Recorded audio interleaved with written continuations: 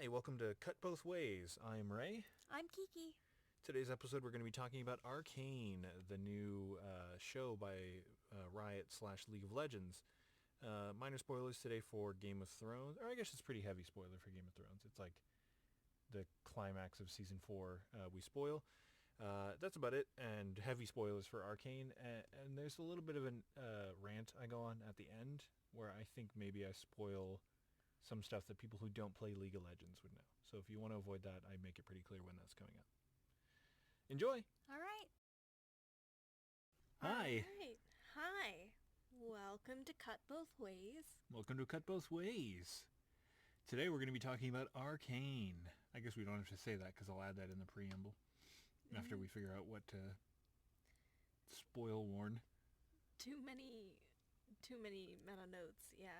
Let's get right into it.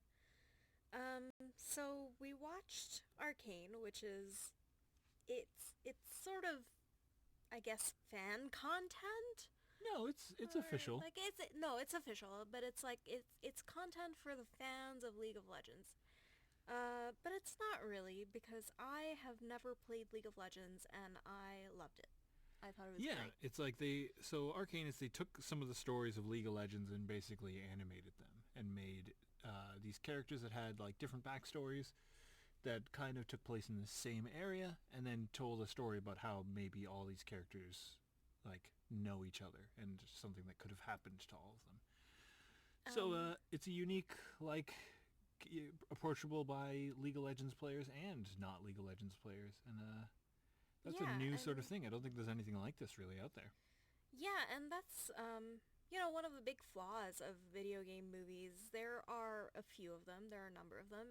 They tend to be very pretty, but they also tend to lack content, and that's really not the case with Arcane. Arcane pulled together a cohesive story, and a very good story, out of video games that I assume don't actually follow this plot. No, the video game basically has no plot. So it was like doubly surprising that they managed to put together this excellent plot, because each of the characters that they come out with, they sort of release the characters independently and then sort of tell what their backstory is and sort of what their theme is. They don't ever make it like an ongoing story in the video game. They just sort of have these slices of character story. They never have a like it is in Arcane, where it's like Vi and Jinx are brother and sister. Like, sometimes they do that. That's sort of a lie. Sometimes they'll come out with like a bit of a linked backstory, but they never tell an overarching story with multiple characters. They just kind of a little bit of character backstory, and then that's it. So this was surprisingly well thought out from within the game setting. And I think I actually probably enjoyed it more having never played League of Legends than you did having played 10 years. Yes. Unfortunately, because of the fact that I know who the characters are that are in the video game, I quickly realized who had plot armor. And that definitely detracted from the enjoyment for me, I think. Yeah, that's too bad. For really me, bad. everything was very high stakes, because I had no idea who was going to be killed. I mean, of course, there were some narrative beats where I was like, oh yeah, obviously this character is about to, be killed, because that would make for a great story. But I didn't know necessarily beyond that, beyond my own impressions of it. Yeah, and I didn't know for sure up until basically on the bridge scene with Echo and Jinx when they explode and then both of them survive. Like, obviously that's pretty late in the story. I think that's like episode 7, I want to say. I had the feeling up until then, but that really solidified it to me that, okay, these characters that are in the video game have like plot armor. They are not going to die. Because you could have killed these characters. You could have... I would have been fine with it, and the only people who would have been upset by it, I think, are the people that love those characters. And even they, I think, might be okay with that. Because they don't love the characters because, I love the story of, fucking whatever, Cho'Gath, the, like, demon monster. They love it because I love playing. I love how he plays. I love his, like, play style. They don't care about his story. So you could have totally killed these characters, and it really detracts for me. Yeah, I mean, and they wouldn't even need to kill multiple, like, they could have just killed one just one early on. Just one early on. And then you wouldn't have known whether or not they were going to do it again. Yeah. I'm never a fan of, like, let's kill characters for the sake of killing characters. Yeah, I think that's why I didn't like Game of Thrones. I never watched it, but I do know that a lot of characters died, and a lot of people were very upset about it. I am in the minority of, I mean, I guess now it's pretty widely accepted that the show was bad, but that's only because of the last, like, season, maybe 2 seasons, like, asterisks. But I remember I started watching Game of Thrones when season 5 was just about to air. It was like, it's going to air next week. You need to watch Game of Thrones. It's so good. And I was like, fine. My friend talked me into it. I went to his place, and we binged watched season 1 to 4. And I wasn't into it. The whole time I was like, okay, maybe this next arc is going to hook me. No, maybe this next arc is going to hook me. Nope. And it really felt like the worst case scenario of what I was hoping for in Arcane, that is like any character can die, but then it's like all the characters die basically. Everyone, you like get invested and you're finally like, I care about this person, dead. And then it wasn't until the very last episode, literally the last episode of season 4, that I got invested in Game of Thrones, where, spoiler for Game of Thrones, Tyrion goes on sort of like a killing spree, and kills a bunch of really high-stakes characters that are kind of not really main characters. And I was like, oh my god, that's so, like, epic. I love that he just sort of, like, finally, like, because he's a character that's kind of, like, borderline about to, you know, unleash, and then he finally unleashes. And I was like, yes, get yours. And I kind of was wanting that in this. I was wanting that for Jinx. I wanted Jinx to, like, kill either Caitlyn or, like, Jace or Victor or Heimerdinger or anyone. We don't know that she hasn't. Judging from what's happened so far, I know exactly who has lived in the council room.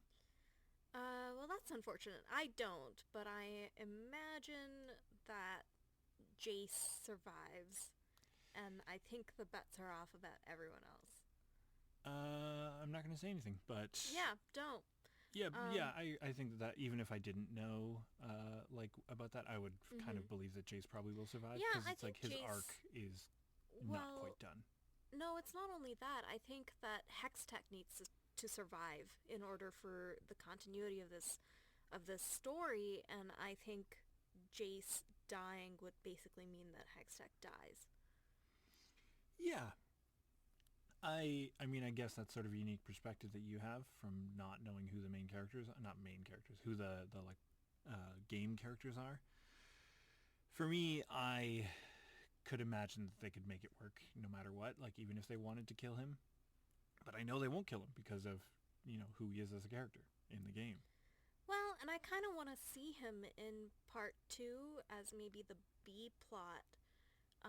Where he makes a deal with Modurda because now they have this shared grief over Mel, and they have this shared vendetta, and you know, Jace basically goes a little nuts and gets really involved in sort of this mad scientist war machinery sort of expert. Yeah. Like, let's arm the troops and yeah, I want him to have his Oppenheimer moment where he looks at what he's done and he goes, I am become death.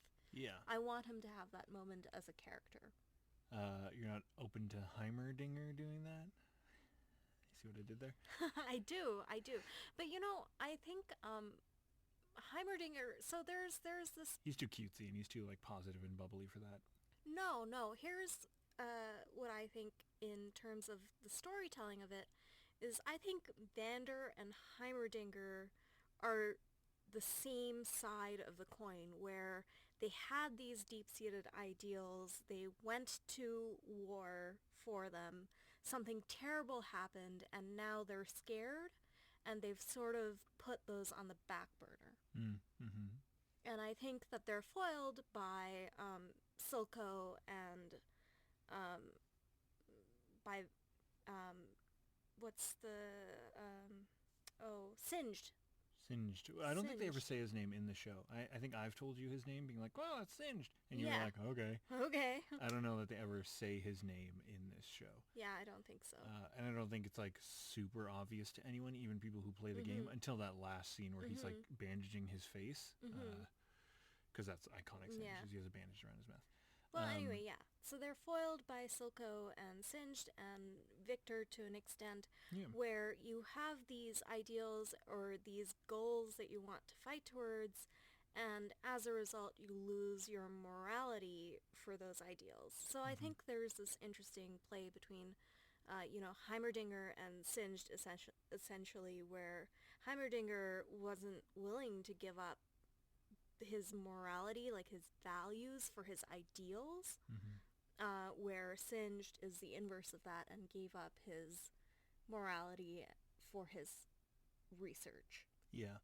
Just to clarify for anyone who like maybe has watched Arcane but hasn't played the video game, Singed is the chemist that is creating Shimmer. He's the guy who he kind of talks like this. He's a little soft, and he what does he do? He's the one that like operates on Jinx at the end, and he's the one that like met Victor in the under tube, like the sewers. And with I think that weird he's creature. actually one of the most interesting characters, and I hope he's back in part 2, and I hope that he's a bigger part of part 2. I agree with that. I think he's a little underutilized in this. He almost feels like the like power behind the throne type thing, where he's secretly kind of the puppet master to all of this, but they don't really directly say that, and I don't know that that's what they were trying to imply, but I was kind of hoping for that the whole time. Well, some of my favorite moments from this are actually when he's talking to Victor and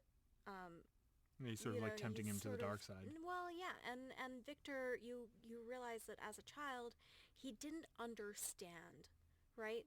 He saw that beautiful creature that Singed sort of took and had to keep alive. He had to keep that creature alive, and in the process, he destroyed the beauty of that creature and the autonomy of that creature. Here's one thing I want to ask you about that. So there's a bit of a debate online about whether or not Singed is using Shimmer to keep that creature alive, or whether that creature is the source of Shimmer. Oh, interesting. Oh, very interesting. I don't know. I don't know either. I think it's more interesting if that creature is the source of Shimmer, because he says specifically, he's like, this specific mutation must survive. And he almost has this like ideation towards this creature.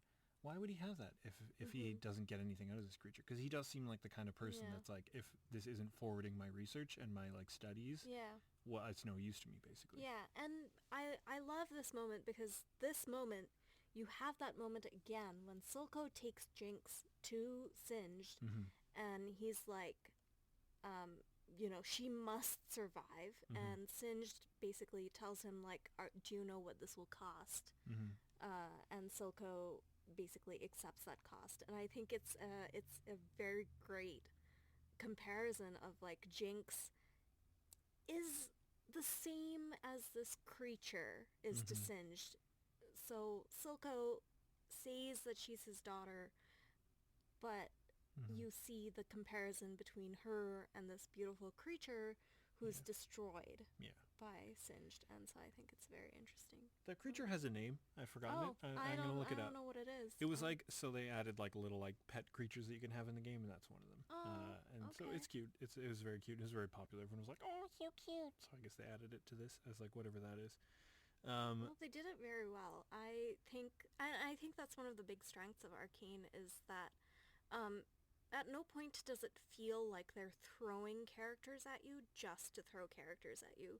Each character has this role and this purpose, and you spend time with them and you get to know them, and they all do something to advance the themes of this show. Yeah, they never like bring someone up just to be like, here's a person. The only person I felt that way about was, there's this one guy that it lingers on for a moment, and he's getting kicked out of the brothel, and then later you see him celebrating on an airship, and the camera just lingers on him for a bit, and I'm pretty sure he's one of the animators, and they just like self-inserted, and I think that's totally really cute. Fine. I think that's wonderful and fantastic, and I love that. Yeah. The other one they gave is Imagine Dragons a little spot in exactly. there as That's well. what I was just about to say, that they like spliced in Imagine Dragons and made them look like how they look in real life. Well, and Miyavi. who I guess you probably don't know who that is. Nope, Rio. Rio is the name of the creature. Oh, okay. Well, Miyavi is actually he's a Japanese uh, artist. He's a musician. He plays the guitar really well, and coincidentally, his what was it? Tokyo Samurai Black World Tour. That is the first concert that I ever went to. Cute. Yeah. So he makes a little cameo in there as well. He's Finn, the guy with the metal jaw. Oh, okay, yeah. Yeah, and he yeah. voice acts the part himself, Oh, so it's cool. actually very I cool. really liked that character. I'm upset that they killed him off. I understand why, and I guess there's not really much more they would have done with him. I can't imagine Well, him. and he was a cameo role, which I He was guess a you camera didn't role. know. I didn't know that. But he was cool. I think he's the kind of character that you like aesthetically you could do something with him. He has a lot of interesting stuff going on, and they have that in droves in Arcane. Yeah. But he had a little bit extra. Well, I'm fascinated to hear you say that because he actually looks very much like Miyabi. Yeah, he has like head tattoos and everywhere and a metal jaw. Metal jaw aside. Metal jaw's what makes it. Without the metal jaw, he's worthless. well, oops. No, he was very cool, and I did like his aesthetics, and I liked his sort of like he's vying for the throne of the underworld a little bit. So, I mean, we've kind of been ranting just about good stuff about this, and I guess it's kind of clear from that we both really liked this. This was awesome. Arcane was so good. Even, the negatives that I'm saying, I think I recommend this to everyone. I would recommend it to people who like animated movies, people who have played League of Legends, people who like video games, people who do not, all of those things, do not like animated movies, do not like video games. I think this has a place for everyone. Yeah, I think it was really fantastic. I think the art was gorgeous. Yes, we're going to rant about that for a while. Like, oh yeah, out of this world. It was so beautiful. The animation was so painterly. The style incorporation from Art Nouveau, and all the neon colors, it was just incredible. The lighting was incredible.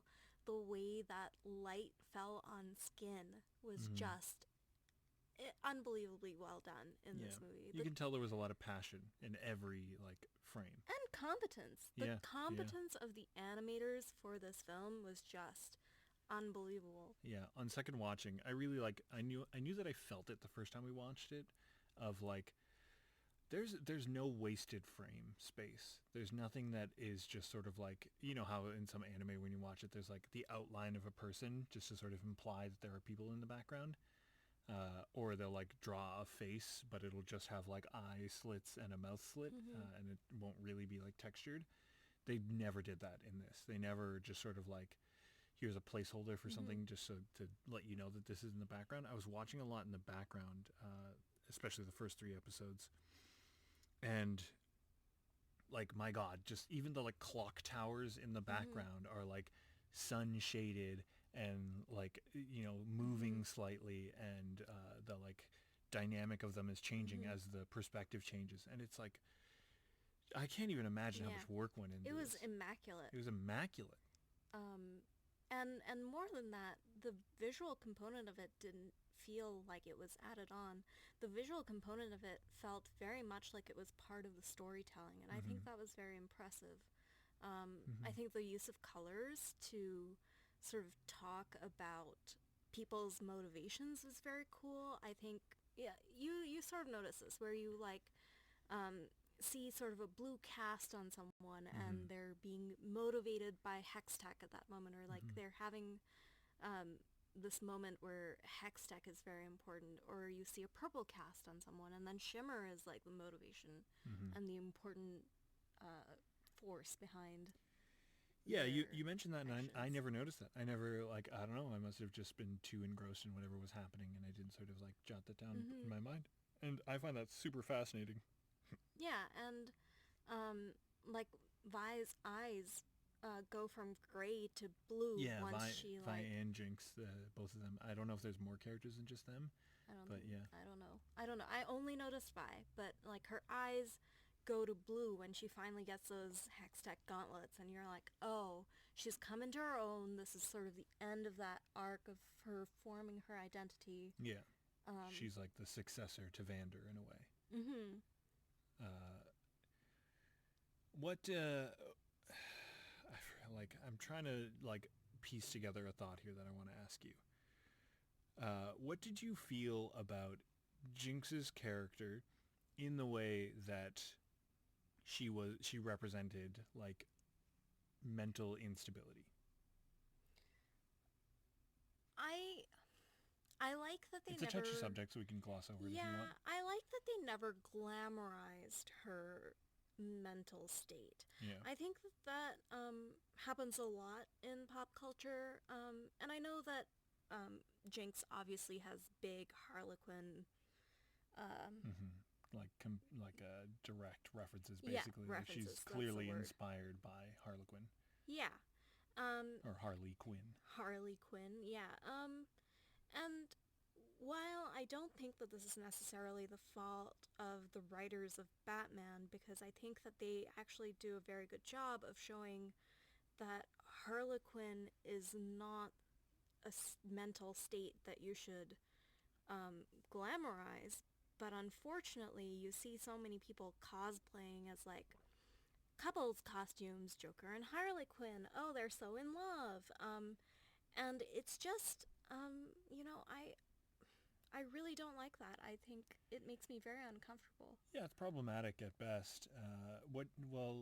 Sort of what I'm aiming for is like, did you feel that they did a good job of representing someone sort of going a bit mad? I don't know. I'm not in any way a healthcare professional, It's and true. so Neither I am don't I. really know.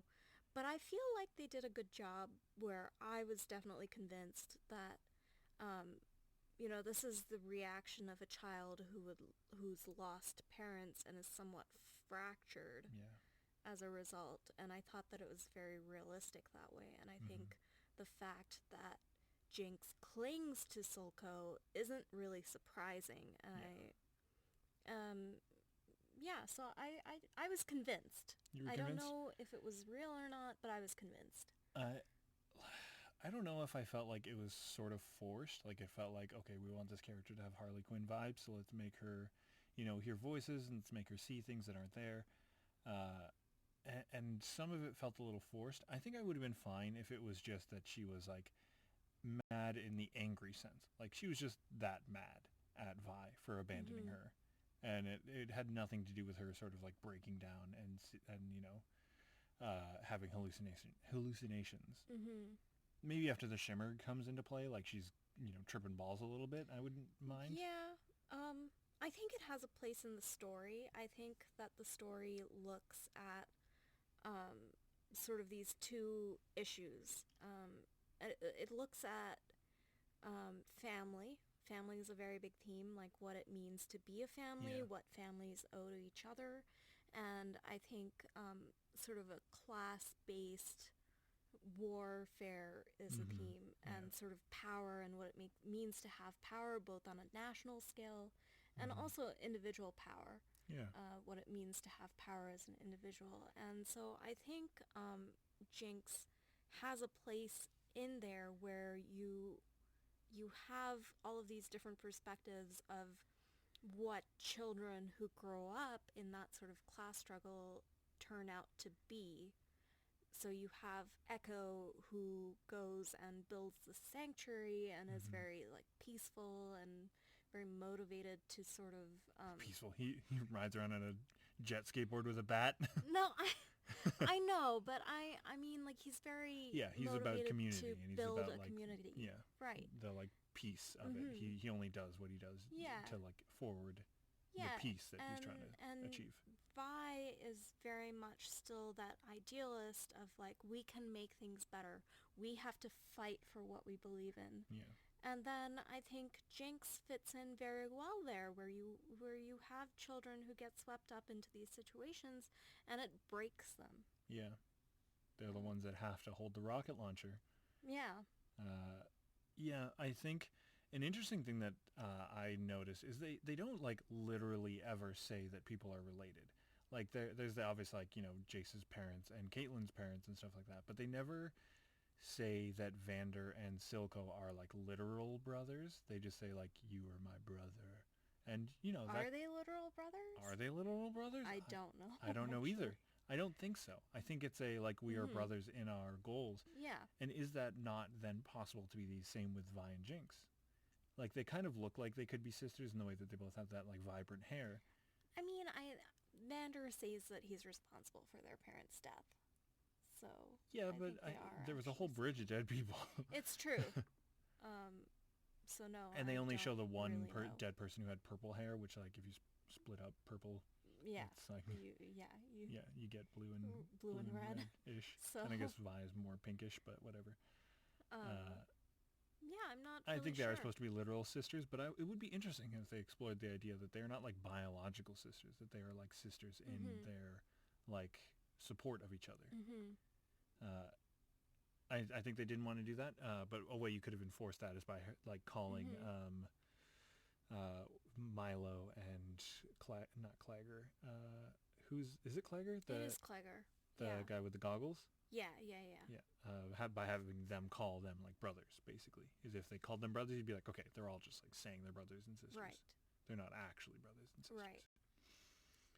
You could have done something interesting there, I think, but it might have been a little bit too confusing for people. Like, they're not actually sisters. Why do they care? I think, yeah, and along those same lines, it explores very much like what it means to be a parent, which I think is very interesting. Not a lot of media really focuses on what it means to be a parent, and yet you see so many parents in this. You see Jace's mother who She like steps up in the council. yeah, and she's willing to sacrifice sort of that class climbing basically for her son's well-being. Yeah. She doesn't care, and you have Caitlyn's parents who are very focused on maintaining their status. Yeah. She's like a councilwoman, and she like constantly is like, no, don't say that because that could affect my place, sort of thing. And you have Vi and Jinx's parents, who may or may not be both their parents, but they're dead. And the reason that they died is because they stood up for their ideals and they went to war and fought for what they believe in. And then you have Vander, who saw the result of this, took in the children, and was like, I'm willing to give up those ideals because I'm not willing to give up the good for the great. The good of having these two children, raising them for the great of, having a free nation of Zon.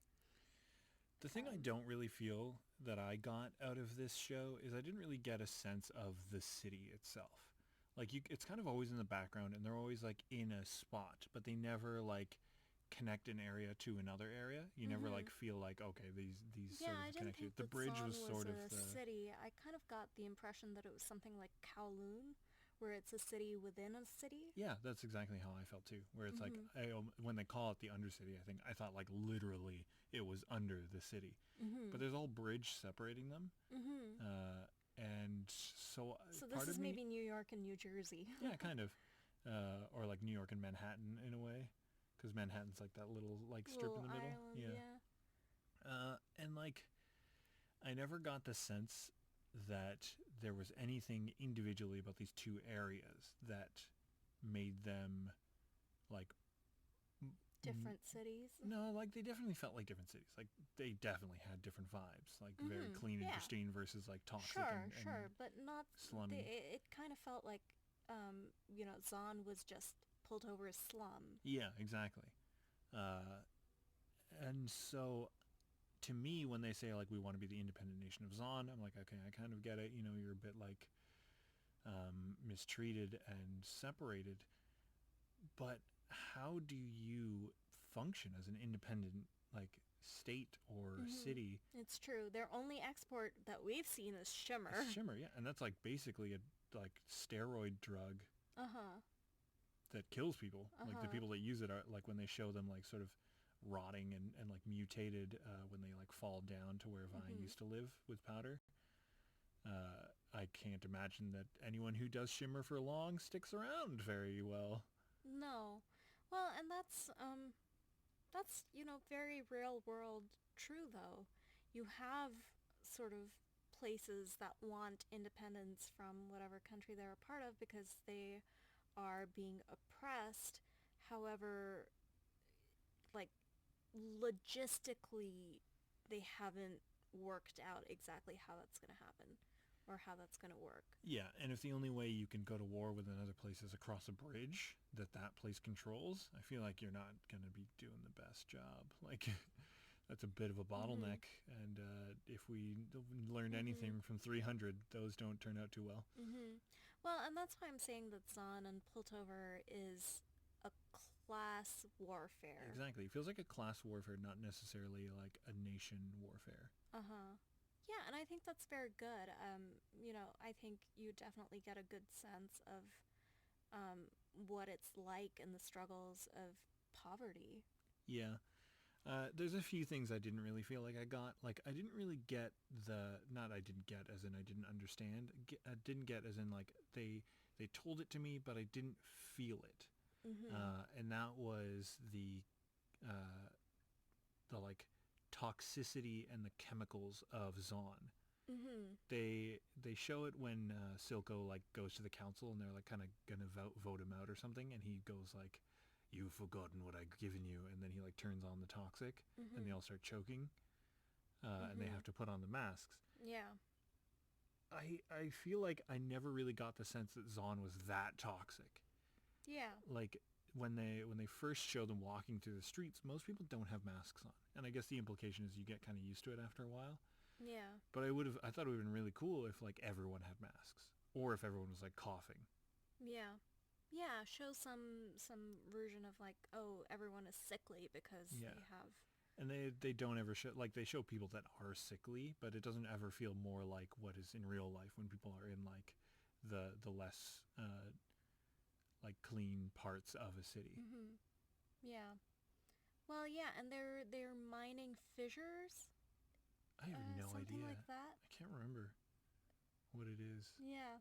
Something And like I that. don't we never saw those, so Did we not? I don't remember really. no. I mean, we never saw anyone mining in general. We might have. When they go to that like factory and there's the big fight scene when Jace finally gets his hammer Yeah, but that's and a shimmer factory, isn't it? yeah, you're right. I don't think they mine shimmer. We don't really know how it's produced, but I don't think it's mined. My theory is Rio. Yeah. Yeah, maybe that has something to do with it. Maybe Rio has some sort of stabilizing enzyme Yeah, or exactly. something Like like when it that. eats those flowers and then it poops them out. Oh Shimmer is yeah, just Rio shimmer poop. is just Rio poop. That would be very fun. Yeah. Um, I mean, I feel like the weird thing that's happening right I now. hope that's not true though, because this show doesn't make any poop jokes, and Yes, please don't start making poop yeah, jokes. no. Um, yeah, an interesting thing is coming up, like specifically right now, and with our pre-talks, that like the last two things we talked about, we did feel like half negative, half positive about, maybe more leaning towards the negative. With Arcane, I feel like I'm more positive about it. I think it was like awesome. I thought it was so I think it cool was very good. artistically and Yeah, just the artistic merit of it. I story think wise. that the animation was just so competent, Yeah, and that bridge fight between Echo and Jinx was so just phenomenal. unbelievably cool. Yeah, You don't usually see animation like that in things that are meant for mainstream yeah, market. You see them in small independent art mm-hmm. animation. Yeah, But that change in style was just yeah. glorious. Matched with And the music and yeah, just the like music of the it like was just. the emotional weight of the scene. You really feel it. It's Mhm. awesome. It's so cool. And I just I'm a sucker for like someone.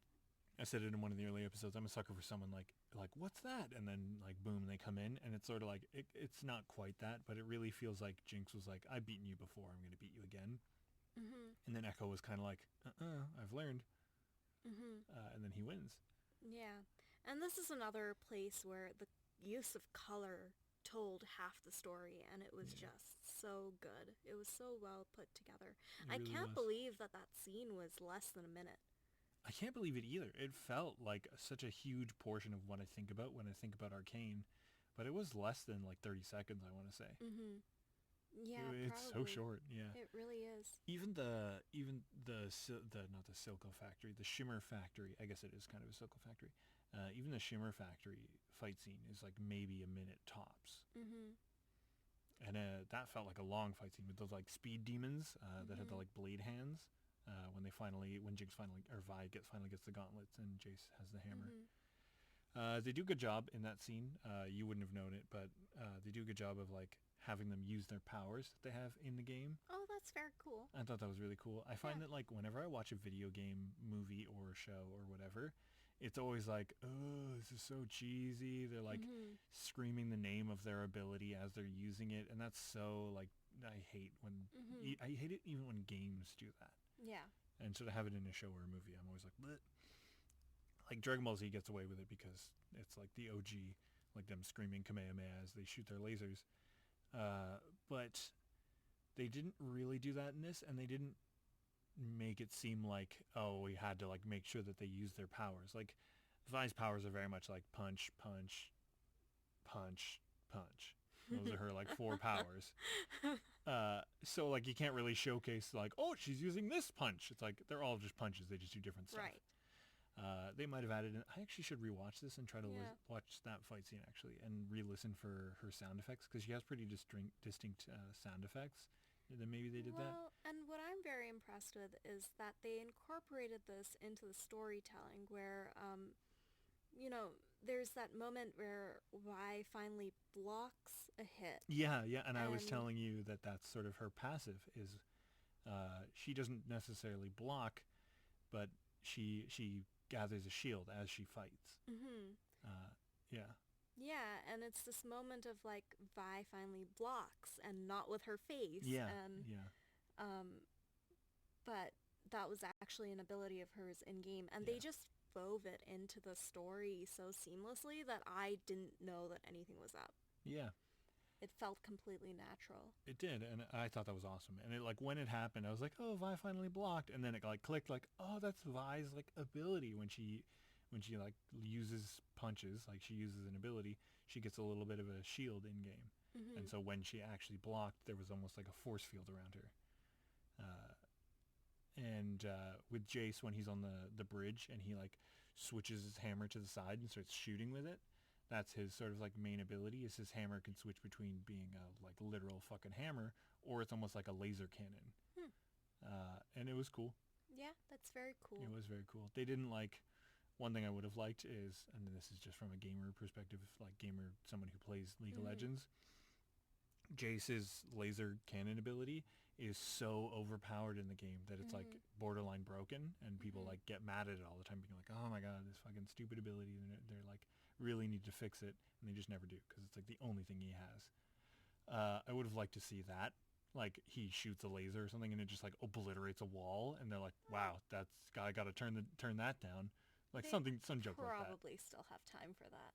Yes, yeah, there's still time for that. It's true. Yeah. I mean, if Jay survives. I'm so sure that he is going to. If he doesn't survive, I am giving them all of my money. Yeah, you'll take it back, right? That you think that it's silly that no one dies.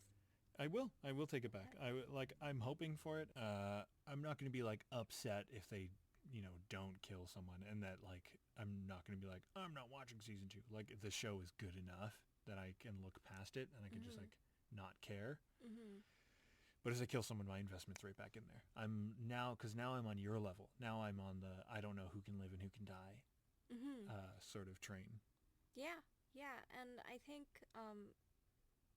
that I loved the way that the story was put together um, in this way that reminds me of a novel more Mm-hmm. so than any other media. It doesn't remind me of other fantasy TV that we've seen. It doesn't Yeah. remind me of like other movies that we've seen.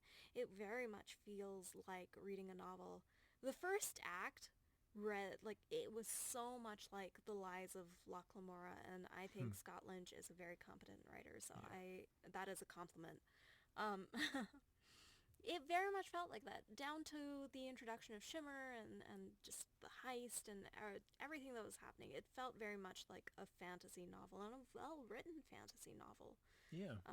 I think a convergence of storylines is one of my all-time favorite tropes. I know, I really love it. I love this Yeah. this conversions of storylines where you like meet separate characters in their own little space, and then that space grows to to encapsulate all of these little stories. Yeah. I think that's very cool. I think it's very cool when you see how characters impact each other before they know each other. Yeah, I do. I agree with that. I think that's a really cool thing they do. And they do that like literally at the end of episode 1 and into episode 2 is they show that like, oh, this heist that happened, here's what happened to the guy whose apartment that was. And that ends up being Jace and ends up being sort of the other pivotal character in the story. Yeah, and so I'm really hoping that they'll continue doing that in the second season of it, but I'm also hoping that they'll switch some of these A plots into B plots for the Yeah, second part. I think not all the characters, but most of the characters that were sort of like the main characters of Arcane Season 1 should not be the main characters of Arcane Season 2. I agree with that. I think that Vi and Jinx should be either not there at all, or a B plot, or maybe or a C plot, Yeah. really. You could easily do a thing where like Jinx gets locked up, like she's locked in prison, and that's why Zahn is like attacking Piltover. They're like, give us Jinx back. And then Vi could be like, I'm going to stay here and I'm going to stay with her because she's my sister. And then those two, that's a way to like easily sort of like separate them, have them still be involved in the story that's going on, but they, they're a bit roped up at the moment. Yeah. Yeah, and I mean, I guess Zahn and Piltover are going to go to war. I don't think that's yeah. really avoidable at this point. Yeah, I mean, after like that bomb blows up, like that was their only chance at peace, right? Yeah, yeah, and so I want to see in the second series, I want to see Jace and Madurda make their sort of pact, and I want to see Zahn sort of rallying under two banners. I want to see them rallying under Echo, where they have this drive to make this community and to make a better place. And I want to see them rally under, I don't know who. There's a power vacuum in Zahn. Somebody is going to take the Iron Throne, and... yeah, I was telling you about the character Urgot earlier, who's like this kind of like the butcher of the Undercity. And he like is kind of like a crime boss that slowly replaces his body parts with machinery. I think he could be that character that steps up to the power vacuum, because he's also a very like brutal character. He's very like metal is more powerful than flesh kind of thing. Yeah. And that almost draws parallels to Victor as well. He could see the like monster he's becoming in Urgot in a way. But I don't know. I don't know that I'll be as invested in all of these characters, because they did a good job of setting everyone up as these sort of like, who are they as kids and who are they going to become? And so if they don't do a thing where they like flash back a little bit and maybe show these kids growing up again with new characters, I don't really know. I don't know what there's going to be there to be as invested in. And I don't think you're going to do as well if to watch season 2 you have to watch season 1. I think any show like that kind of suffers a little bit. It always does better if you can like start it and at any part of the season or any arc of the season. Yeah, that's true. I think the world is really great, so I hope that it's internally consistent more than I hope that it's a follow-up. Does that make sense? That totally makes sense, and I totally agree with that sentiment. Yeah, you like hit the nail on the head that like no matter how much I like Arcane and I like the story that they told and I like the characters that they're talking about, if they are internally consistent with this world that they've created and that they are creating, I think they have a like endless gold mine on their hands. Yeah, I think that's a like perfect way to sum up how I feel about Arcane. All my like upsetness about, spoiler alert for myself, knowing who lives and who dies, kind of. It's actually, what's funny?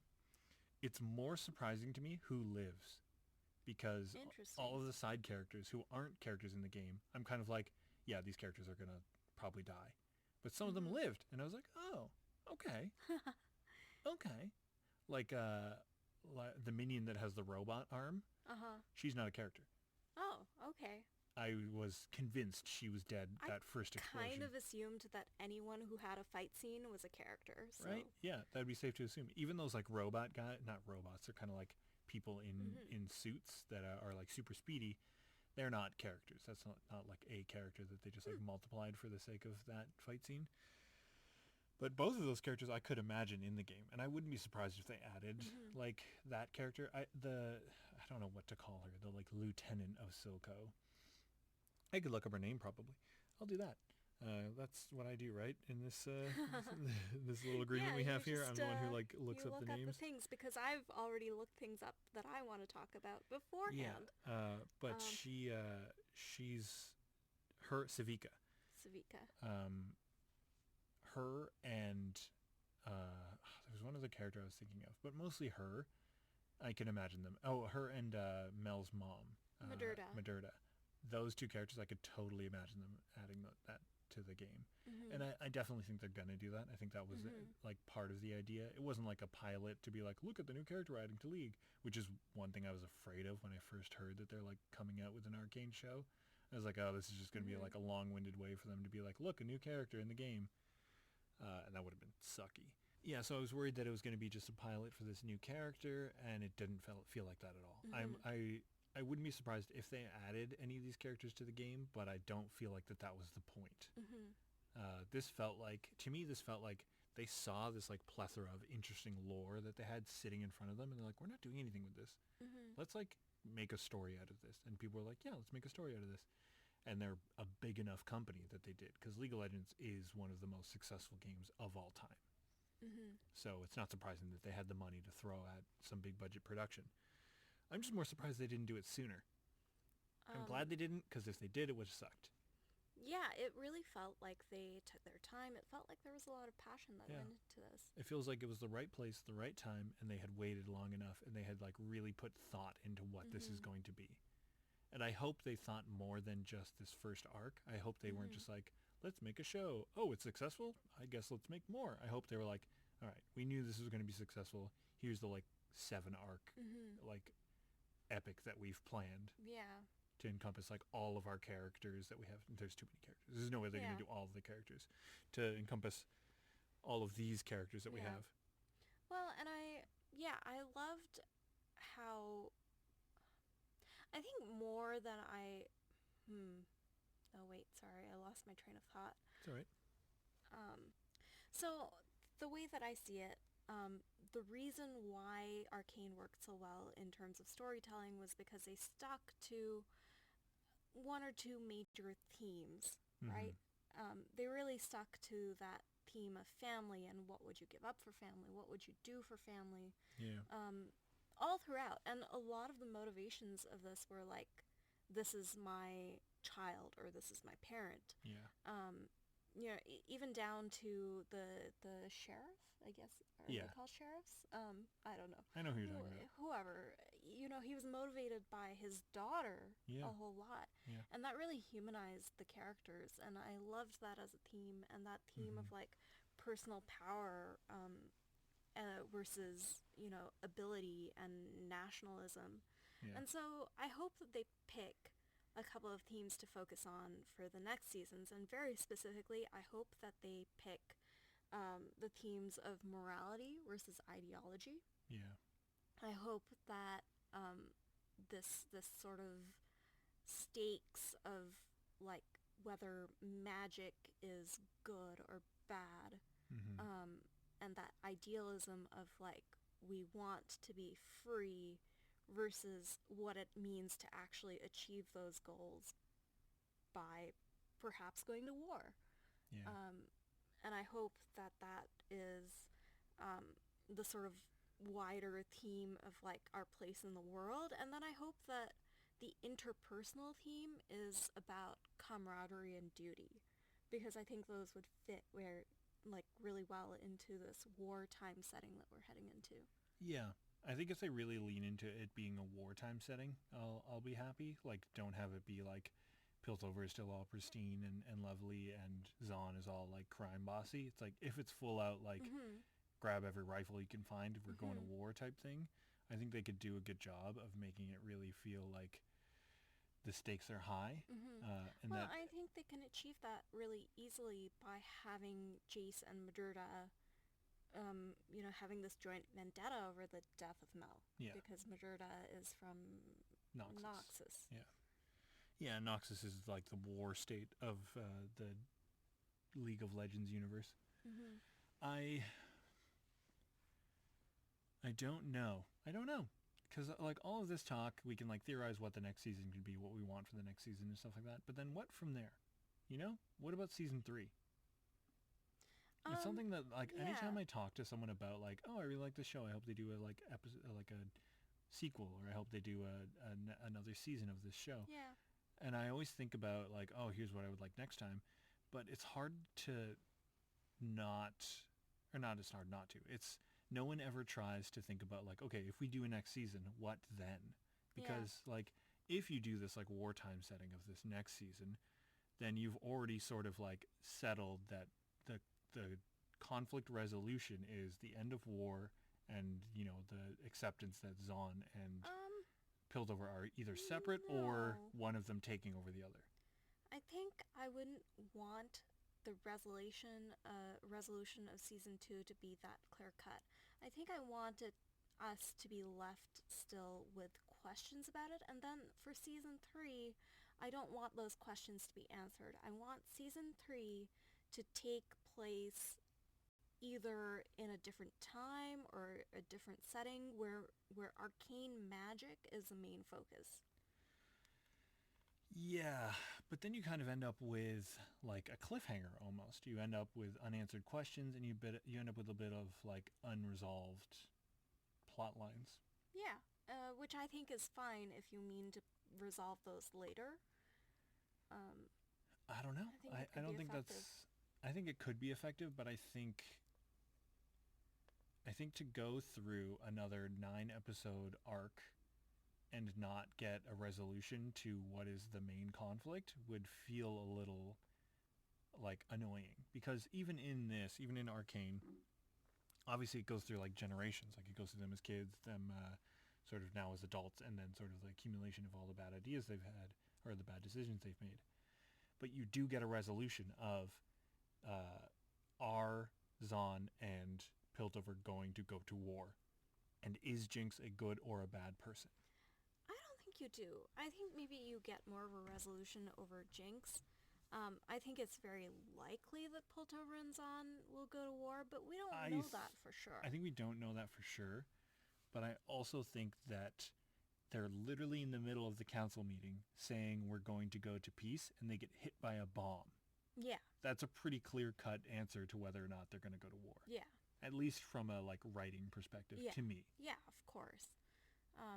Like you could, put it off, I guess, a little bit. Have it be like, who launched that bomb or whatever. But to me, it's pretty clear what the writers are trying to tell me, is that peace is not an option. No, and I think the other option is actually much darker, where we don't get a war arc. We actually get this sort of arc where most of Zahn has been exterminated. Like, mass genocide, and the last few sort of pockets of the people of Zahn have moved deep underground, maybe into the fissures, whatever those are, whatever those may be. And you see like these little pocket rebellion. Yeah. Or almost these like little like monster pockets where like Singed goes and goes like, do you want to fight back? Here's the power you need to fight back, and gives them a bunch of shimmer, turns them into monsters and sends them up to fight Piltover. I mean, you're right in that it's not necessarily clear cut that they're going to go to war, but I think it's clear that peace is not an option. Yeah. Unfortunately, that's off the table. Yeah. I mean, the fact that we basically have not said bad things about this show just sort of goes to show you, like... Oh, I loved it. How much we loved it. I was very surprised you loved it. I was very surprised. You were very quiet throughout us watching it together. And so I was kind of like, Is she just like invested, or is she just like half asleep? It's hard to tell one way or the other. And it's not to say that you talk constantly when we watch a thing, but I I do. If I am bored, I will make fun of whatever we're watching. it's So, true. And if you like have questions and like are curious about a thing, you kind of like bring up those questions and curiosities. So it was hard to tell whether you liked it or not. It was only like after it finished and the credits were rolling where you were literally like, that was amazing. And I was like, oh, really? I'm kind of surprised. Because, for me, it was good. It was really good. And I did really Mhm. love it. And I think it was beautiful. But I did have that downside of like, I know who has Mhm. plot armor. And that Yeah, was, for me, that was huge. That was a huge downfall of it for me. that's really unfortunate, and I think I actually loved it more than you did. Yeah, I would agree with that. Yeah. Yeah. Which is funny because I'm the one that plays League of Legends. I think the fact that you play League of Legends probably was actually worse. Yeah, Yeah. I agree with you. And that's like, that kind of sucks. That's a It's little like unfortunate. the fandom that I'm invested in kind of, if I wasn't invested in it, I would have got more enjoyment out of this than if I hadn't. And I've talked to you a little bit about how I know what certain plot elements in season 2 are going to be just based on who the characters are in League of Legends. Mhm. And we're pretty much winding down to the end now. Like, it feels like no time has passed at all. It really does. And so I guess I asked you this before we started recording. Do you want me to talk about what I think season 2 will be? Yeah, you know what I do. We've talked a little bit about what I want out of season Yes. 2. And so for me, talking about what I think season 2 will be is going to be heavy spoilers for you and for the audience. That's the only problem. I don't know if I want to be spoiled. I don't know that you want to be spoiled either, but I do think that I do want to talk about it, which is unfortunate. I mean, I Okay. can just keep it to myself. Let's do it. No, come on. Okay. Let's So this go. is heavy spoilers in the sense that this is what I assume is going to happen. So like, I'm not some like know-all. Oh, is that right? Yeah, I'm actually really bad at predicting what plots are going to be. I often, while watching a show or a Wow. movie, will be like, I bet this is where this is going. This and is then a far cry from I'm always right. I am always right. But I can't predict plots very well. So you're not always right. I don't know what you're talking about. So the character of Vander is not dead. He's alive. Oh, really? Yeah. Okay. He's not in the game, so this is just me assuming this. He looked pretty dead. He looked pretty dead. If you watch at the very end, when Singed is wrapping up his face, he's got like bandages that he's putting on his face, and you see a sort of silhouette in the background. That is a character called Warwick. And that character is basically like the pinnacle of what Shimmer does to someone. He is like the stable version of that monster in the first arc, the guy who like drinks the potions.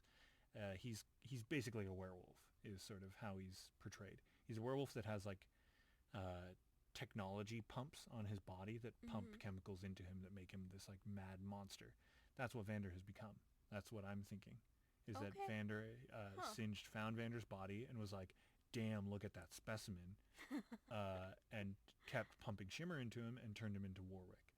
And then Warwick is going to be in season 2, and season 2 is going to be about Jinx and Vi having to fight against Warwick because he's going to be so lost in the madness of Shimmer and the like carnage. Oh, interesting. So you think Jinx and Vi are going to make up?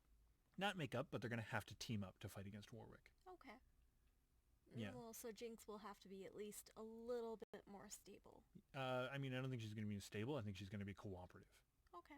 In the same way that when they're fighting against the Firelights before they know who they are, when they're on that like pillar after Jinx lights the flare, they kind of fight together a little bit there. And there's a little bit of like, how can you, Caitlyn being like, how can you fight with her after what she's done? And she's like, she's my sister.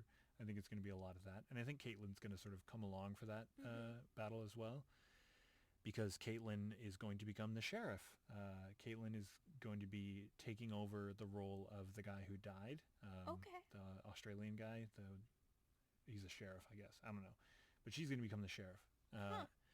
And I think Urgot, in the same way that I said, is going to sort of fill the void of the crime boss of the Silco setting, but he's going to be like brutal. Like he's going to be this violent monster that's like you want to join the gang? Cut your arm off and let's put a fucking like fire flamethrower on it.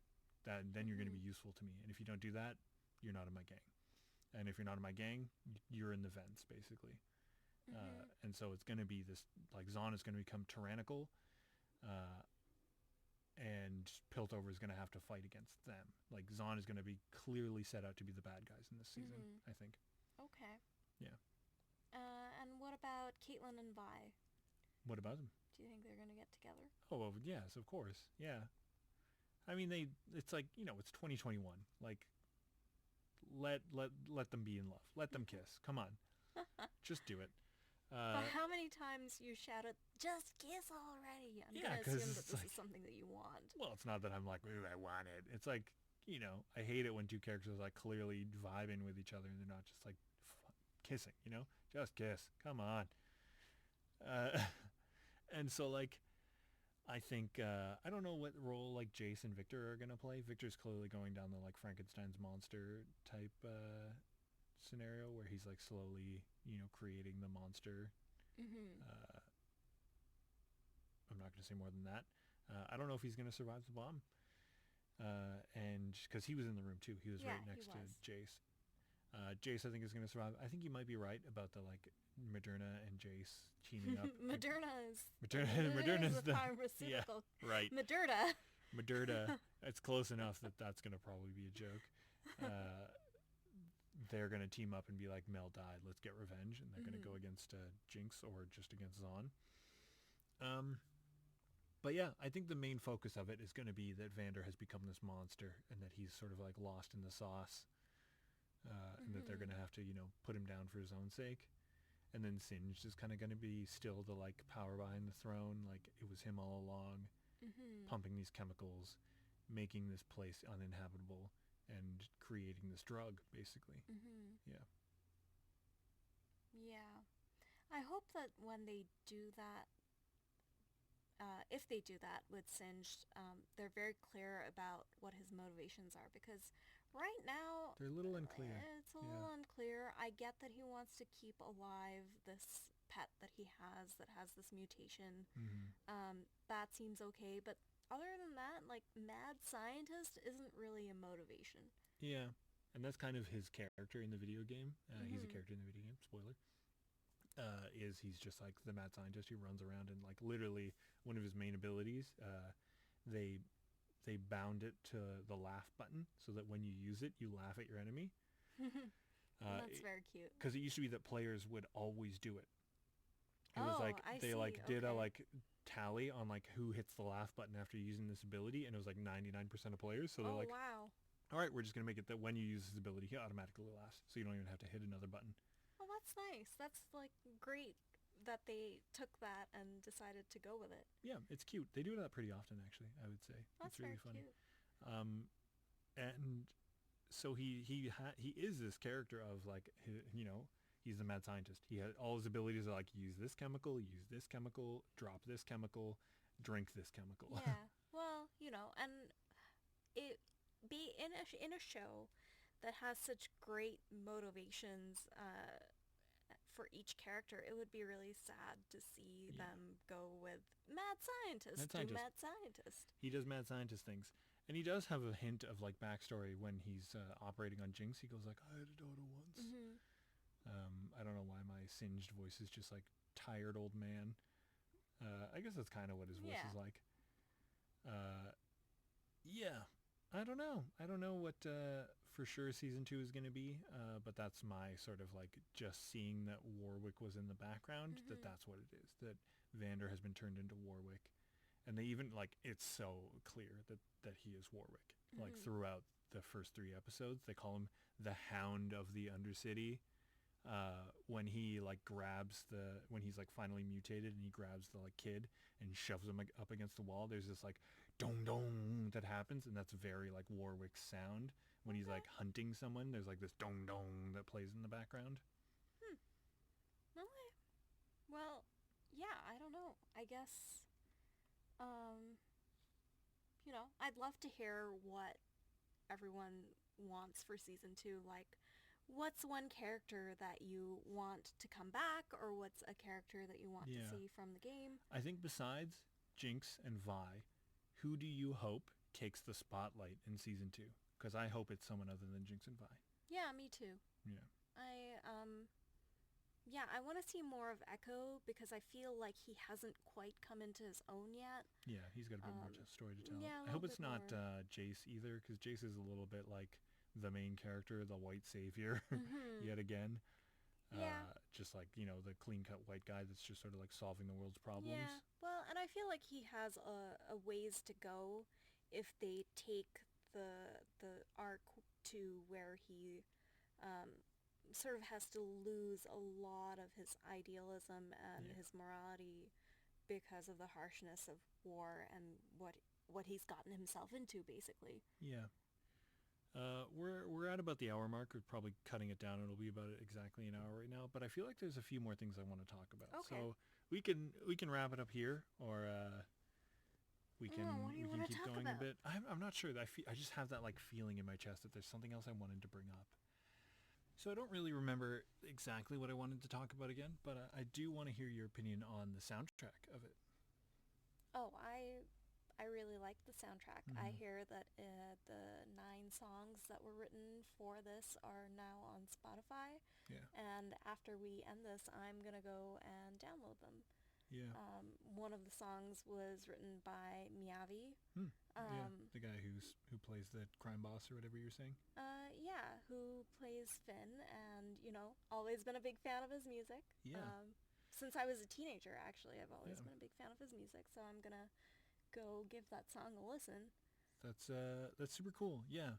It's one of those things where I didn't realize how iconic the soundtrack was until I like went back and started listening to the soundtrack. And obviously there's the one enemy song that everyone kind of associates as the song for Arcane, because it's like the intro song, and it came out before Arcane as sort of like a pre-teaser. Yeah. It showcased Powder like in the bar. Okay, yeah. That song is rad. I like that song a lot. I go back and forth on Imagine Dragons about whether I like them or not. But I do think that they're pretty rad sometimes. They are very like rapturous, like emotion kind of in their songs. It's true. They write some really great anthems. Yeah, they're very anthem heavy band. Yeah, and I hated Riverdale, but Pain was a great song too. I Like, can't. I don't know. what was it called? Like Believer or something like that. Believer? Yeah, I know that one. Yeah. I don't really know a lot of their songs. I've only like just sort of after it was this. called Believer, I think. Wake But that me was up and make me up and me. That That was was the for intro Riverdale? for Riverdale. Oh, interesting. I don't know if it was written for Riverdale, but it was definitely the intro for Riverdale. Yeah. I think I kind of realized what I want to talk about. And what I want to talk about is video game adaptations. Because Oh boy, there've been some okay ones, I guess. Some I feel really like they've been pretty ones. bad ones, but they've kind of gone up in quality in the past like 5 years, I want to say. I can't think of really any that have come out besides the 2 that I'm immediately thinking of in the past 5 years. I don't even know of any in the past 5 years. So I'm just thinking back to where I was a kid, and I remember the Final Fantasy movies. Yeah. There was one based on Final Fantasy VII. Yeah, Advent right? Children. That was more of a Yeah. follow-up to Final Fantasy than an adaptation of Final Fantasy, I would say. Oh, okay. Well, I don't know. I never played the Final Fantasy games. I Neither did I, remember really. watching that, and I don't remember any of the plot. I don't know that there was very much plot. Oh, there was just as much plot as there is in Final Fantasy games, where it's like, the Star Dragon is awakening, and so we must, unite the materia crystal into the apex core in order to seal the alpha. And it's like, oh my god, you lost me like 2 hours ago. Yeah, I have no idea what happened in that movie. I remember thinking that it was very nicely animated at the time. It was. It's still pretty good, comparatively. Yeah, and I feel like that's just reflective of all of my experiences with video games turned movie. Mm-hmm. They look very nice, but yeah, because they have this immediate sort of like free pass of a setting. Mm-hmm. Whereas a lot of movies, you have to like, you write your story and then you come up with a setting, or like, the setting comes through the story.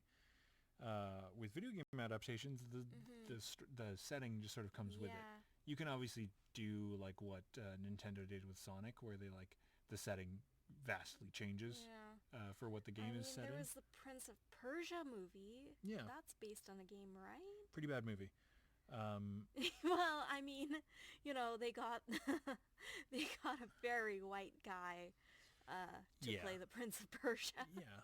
Not that you know what a lot of Persians are very fair-skinned, but I'm looking at a like list here of video game adaptations, and I can't see one that I'm like, oh, that movie was so good. Like I did like the Sonic movie. I thought it was cute, and I thought it I was, didn't watch the Sonic movie.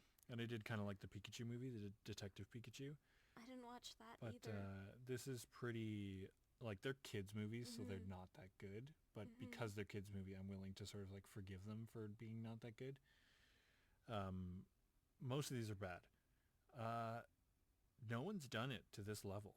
This is like this is changing the like Yeah. face of Oh yeah, absolutely. When you said, adaptations.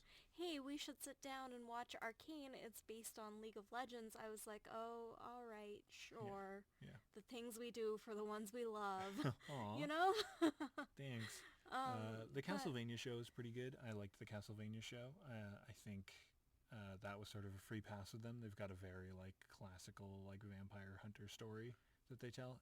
They kind of deviate pretty hard in the anime, but it's animated really well. And mhm. if you like sort of like gothic horror, not gothic Mhm. horror, it's not really horror, like gothic action, it's Yeah. pretty that. It's cool. Yeah, I guess there are a couple of animes that do video games as well. There was the Devil May Cry Oh, anime. that was so It bad was though. really bad. Yeah. But so recently there have been two other adaptations that I thought were pretty good actually. So one of them was Dota, actually. I think it was called Dota Dragon's Blood. Dota is such a bad name. I can't remember what Dota stands for. It's like Defense of the Tower Ancients or Defense of the Ancients or something. Um, but Dota is League of Legends actually. Dota is Huh. what League of Legends came from. Huh. So originally League of Legends was like a mod, or not League of Legends. Dota was a mod for Warcraft, and then it became its own game because of how popular that mod was. Huh. And then League of Legends was a mod of Dota Huh. because Wow. before Dota became its own like independent game, League of Legends was like, let's make this mod into a game, and then Dota was like, let's make our mod into a game, and so it kind of splintered off into two powerhouses. And Dota is still Cool. going strong, but League of Legends definitely is the like higher successful one. Hmm. Um, but they did an adaptation kind of recently, and it was pretty good. It wasn't Hmm. awful, and I was like pleasantly surprised at how like interesting it was. It Hmm. was very like it had a lot of like jargon, like the Moon Queen and the like this character and the this character, and it's like it felt a little like watching a like Lord of the Rings spin-off where you don't know any of the characters' names, and so you're kind of like you're name dropping a lot and expecting me to know what this means, and I don't know what this means. Mhm. Well, that's something that Arcane did very well with. I understood everything that was going on. Yeah, they never talk about a character that you don't have some frame of understanding for, Mhm. or that it doesn't matter if you Yeah. have an understanding Well, of who and they they are. introduced things like Hextech and Hmm. Shimmer and things like that in a way that someone who has no idea what's going on will pick it up and Yeah, understand. those aren't really a part of League of Legends. They're kind of like minor plot elements in League of Mm. Legends. Like League of Legends doesn't have a plot, so to call it a plot element's a bit of a stretch. No, sure, but they're sort of what power some of the weapons, I imagine. Yeah, but they never really say that in the game. Yeah, They don't care about that. It's just sort of like a name that they came up with that sounds cool, Hex sure. Tech. But then the other one that happened recently was Dragon's Dogma was adapted, and Dragon's Dogma was this weird Japanese adaptation video game that like came to the West and got kind of popular. It's very like Skyrim, the game I'm Hmm. playing currently, Mhm. where it's like dragons are attacking, but it kind of makes no sense. Like it's very like something was lost in translation, Mhm. or in classic like Japanese video game style, they just like don't give you all the information from the get go. But I really liked it. I thought it was a good adaptation, Hmm. and so there have been a few pretty good adaptations that have been coming out. But I was still very tentative on this. I was very much like, oh no, Yeah, I like wasn't expecting it to here we be go. good. I wasn't I expecting it to be good wasn't. either. I definitely like was more than pleasantly surprised. Oh yeah, I absolutely. was rapturously surprised. I don't know. Yeah, I was very surprised. Yeah, it's a you know it's no small feat that they did this, that they wrote this story that makes sense to me and to you Mhm. from both sides of Mhm. the fence, and it compels us both to watch more of this, to want more of this. I Oh, don't. I absolutely want more of this. Yeah. I would go so far as to say that Arcane is probably one of my favorite animated franchises. Wow. I don't know that I would call it a franchise just yet. Well, It's gonna be, it's but gonna be. we'll see. It's gonna be, but we'll see. Um, it's funny that the best way to enjoy League of Legends is to not play the video game League of Legends, but to just consume all the like peripheral content of it. Um, and I wholeheartedly agree with that as someone who plays League Mhm. of Legends, that that is the best way to enjoy it. You know, I always knew it was possible that the story that they had there could be adapted in some interesting way, and I think they have way more here than they could ever sink their teeth in. Because I Mhm. think that if Arcane in this storyline goes stale, this like Hex Tech storyline, there's hundreds of other stories that they could tell. Wow. Well, you know what? Based on how well they told this story, I hope they go on and tell a lot of Yeah, stories. yeah. I'm gonna say a few things that'll make no sense to you. Okay. I hope they adapt the Freljordians into a story. I think that there's something there. The Freljordians are very like, they believe in these like four sort of primordial gods, Cool. and they're very like Viking, like northern folk. Hmm. And I think there's a story there to tell. I really want to see a story in Ionia. Ionia is the very like spiritual one with nature kind of land, where like all the like samurai characters are from. Hmm. It's very Eastern mythology inspired. Lots of like wushu style Cool. uh, champions is what they're called Mhm. in League of Legends. Characters, I guess you could say. There even is like a character that does Wuju style. Is his fighting Oh style? wow. It's like as Okay. close to Wushu as you can get without saying Wushu. Um, yeah, those are the two main ones that I think. There's this Mount Targon that's kind of got this interesting like tied in with the like the outer space. It's like this mountain that if you climb, you kind of become a god because of Oh, how hard it cool. is to climb. Okay. That's not exactly how it is, but you know, I'm not gonna like say more than that. And there are these things called the Darken. They're like these four or more beings that ascended to immortality, kind of, but they went a little crazy. The classic like power corrupts absolutely kind of thing. Mhm. They had too much power and they kind of became these immortal beings that are like angry, and they're really tied to their weapons. So there's like a bow, a sword, a scythe, and I can't remember what the other weapon is.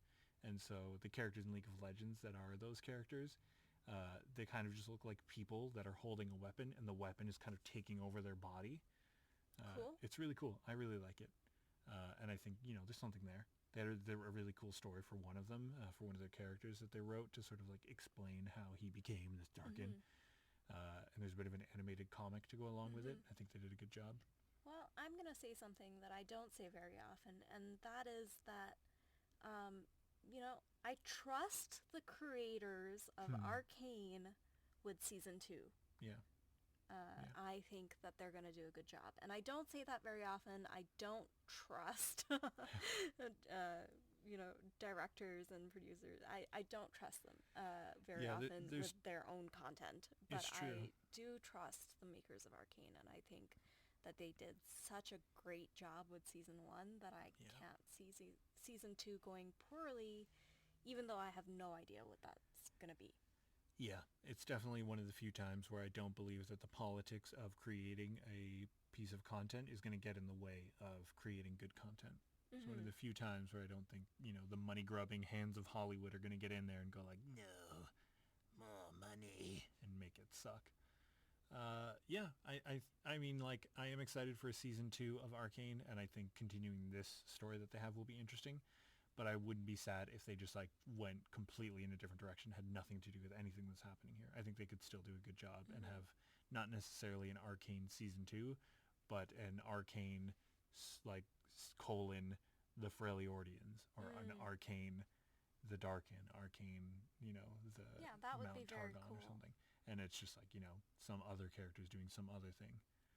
I think there's potential there, but I also think that people are invested enough in this current story that that's what it's going to be. It's going to be continuation of Zon and Piltover. Okay, very cool. Yeah, we definitely, like, I knew we would go over the hour mark. We loved this show.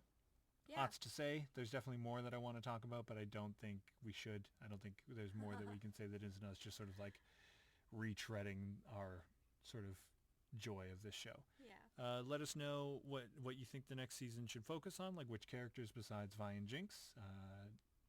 And we hope to see you soon. Yeah, next Thursday, in Next fact. Thursday. Thank you and goodbye. Goodbye.